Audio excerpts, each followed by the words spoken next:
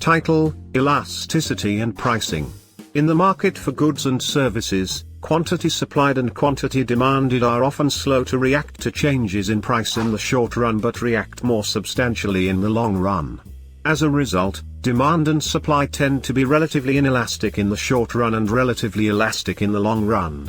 A tax incidence depends on the relative price elasticity of supply and demand. When supply is more elastic than demand, buyers bear most of the tax burden.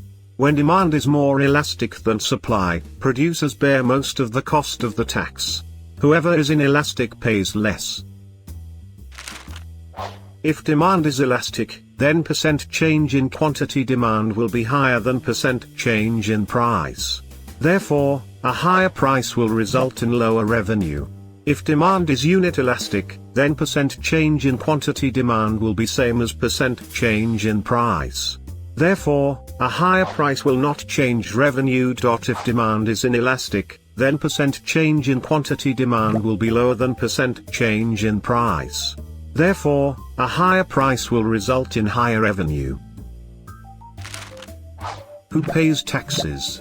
An excise tax introduces a wedge between the price paid by consumers and the price received by producers. The vertical distance between PC and PP is the amount of the tax per unit. When the demand is more elastic than supply, consumers pay lower tax than producers. When the supply is more elastic than demand, consumers pay larger tax than producers. Whoever is more elastic pays lower tax. Elasticities are often lower in the short run than in the long run. On the demand side of the market, it can sometimes be difficult to change QD in the short run, but easier in the long run. Consumption of energy is a clear example. In the short run, it is not easy for a person to make substantial changes in energy consumption. Maybe you can carpool to work sometimes or adjust your home thermostat by a few degrees if the cost of energy rises, but that is about all.